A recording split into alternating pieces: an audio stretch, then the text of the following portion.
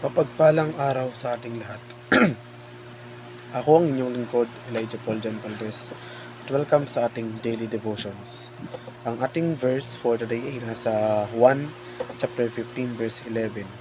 Ang sinasabi dito, sinabi ko sa inyo ang mga bagay na ito upang mapasa inyo ang kagalakan ko at nang sa gayon malubos ang inyong kagalakan. Ay ang kagalakan ay isang bagay na hinahanap-hanap natin. Ngunit kadalasan ay tila mahirap hawakan. Ang pagdanas ng kagalakan ay dapat maging bahagi ng buhay ng bawat Kristiyano. Ang kagalakan ay bunga ng banal na espiritu na ginawa ng gawain ng Diyos sa atin. At ito ay bahagi ng kalooban ng Diyos para sa atin.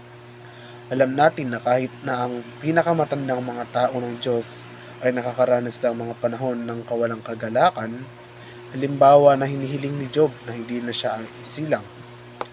Nananalangin si David na dalhin siya sa isang lugar kung saan hindi niya kailangang harapin ang katotohanan.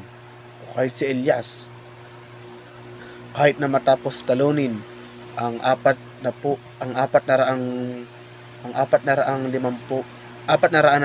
mga propeta ni Baal sa pamamagitan ng apoy na tinawag mula sa langit, ay tumakas sa disyerto at hiniling sa Diyos na kunin ang kanyang buhay.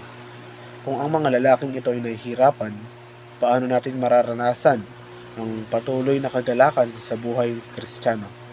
Ang mga unang bagay na napagtanto na ang kagalakan ay isang regalo na mula sa Diyos. Sa pag-iisip na ito, maliwanag na ang isang paraan para maranasan ang kagalakan ay ang pagtuunan ng pansin ng Diyos. Sa halip na pag-iisipan ang ating mga paghihirap o ang mga bagay na nagnanakaw ng ating kasiyahan, maaari tayong manatili sa Diyos. Hindi ito nangangahulugan na dapat nating tanggihan ang ating kawalang kasiyahan o ang mga negatibong emosyon. Nagbigay din si Jesus ng ilang tagubilin tungkol sa kagalakan.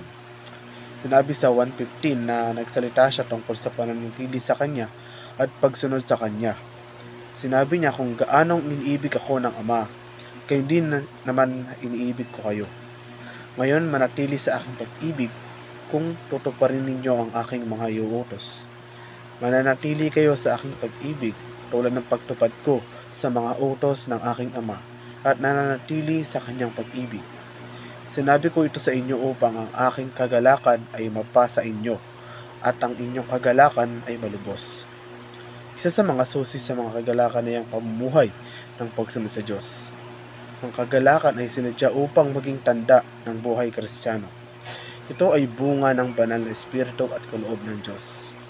Pinakamabuting matatanggap natin ay ang regalong ito kapag nakatuon tayo sa katotohanan na kung sino ang Diyos, nakikipag-usap sa Kanya sa pamamagitan ng panalangin at umaasa sa komunidad ng mga mananampalataya na Kanyang ibinibigay. Muli, ako ang inyong lingkod, Elijah Paul John Valdez, at dito na nagtatapos ang aking daily devotions.